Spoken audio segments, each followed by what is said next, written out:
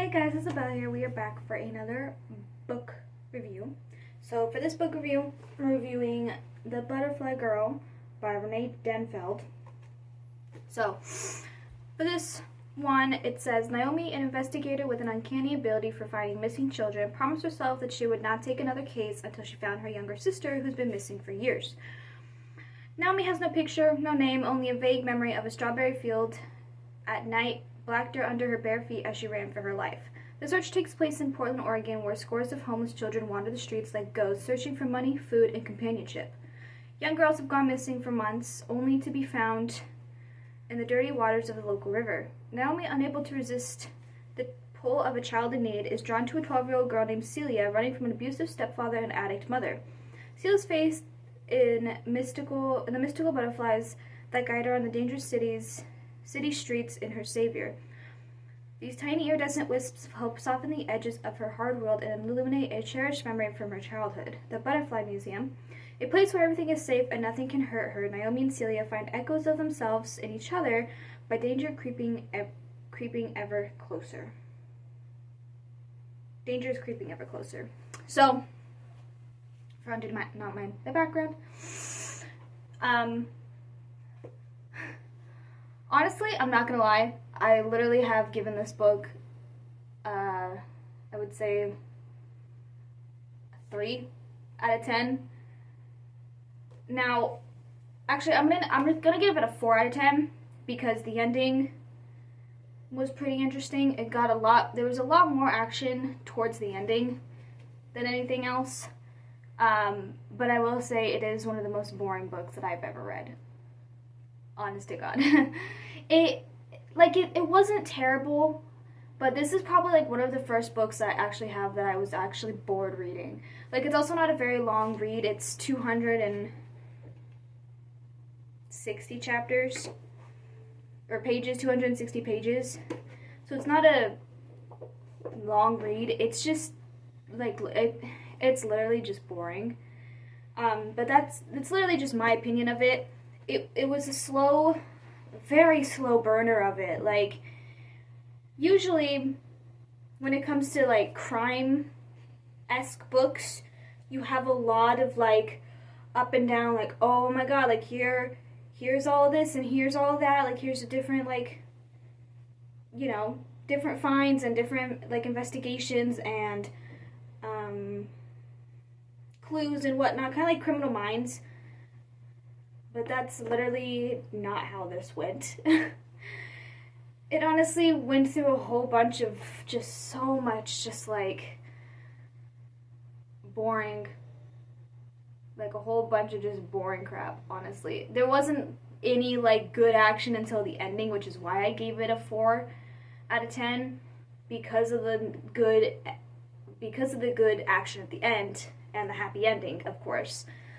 But it's like it just took you through so much of just like different point of views between Naomi and Celia, and all of it just also kind of made me feel sick to read because it's about Celia, who has an abusive and pedophiliac stepfather who raped her and her sister, and an addict mother who didn't care and all that stuff, and like it explains a lot about that, which made me feel grossed out. And then it went through a vague description of Naomi's life and how she was trapped and how she was kidnapped when she was 9 or whatever, and she has to save her little sister who she has no vague memory of, who she doesn't know her face and doesn't know her name or anything like that. So I'm like, how does that even begin to, like, how do you not know your own sister? You know, it's just kind of weird to me. So it was like, how do you find someone you don't know anything about? Like, she didn't even know her name, and I'm like, okay. And it was just like a lot of just not relevant like point of views. Like, it took us through Naomi's husband's life, Jerome, about he served in the military and he has one arm, and how their marriage isn't always the happiest. And I'm just like, I don't care. Like, there wasn't like any like with Criminal Minds, it's like you have a lot of like theories and ideas and like, what about this and what about that? You don't get that when you read this. I mean, again, everyone has their different opinions and different point of views when it comes to reading books. This one is just mine.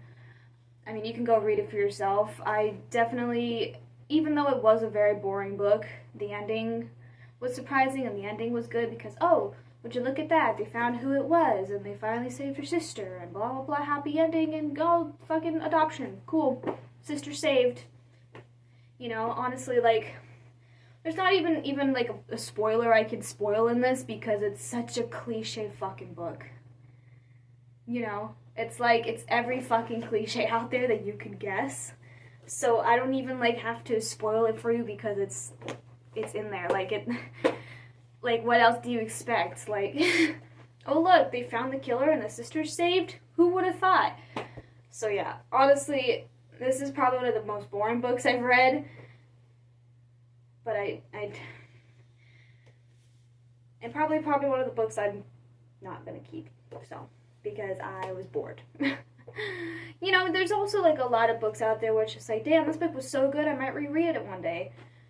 This book, probably not. I mean, again, I gave it a 4 out of 10 just because the ending, even though predictable as it was, I do enjoy the hard action that you get at the end of it, where they find the killer, whatever, and go through that, and sister's saved, Celia gets adopted, whatever. Happy ending, because I'm all about happy endings. But yeah, I mean, it was just so, it also just drowned out a lot. Like, you can only do so much with crime and investigations and stuff before it starts to kind of get boring after a while, because it's like, oh, you're being set on a crime, so you go to ask these people what happened. They don't know what happened. So you ask the cops and the feds what happened. They're unsure of what happened. So you try to go and get case files and clues and try to figure all this out while switching point of views between a 12-year-old living on the streets, fucking giving blowjobs to guys in cars for money so she could eat. And I'm just like, I'm so lost, honestly. Sometimes I'm like reading and I'm like, what the fuck are they talking about? You know, it's like, what the hell is even going on at this point? Like, it was kind of just all over the place, really. That's what, also kind of why it took me so long to read. It only took me a couple days, you know, and I'm getting on a good track of actually reading more books.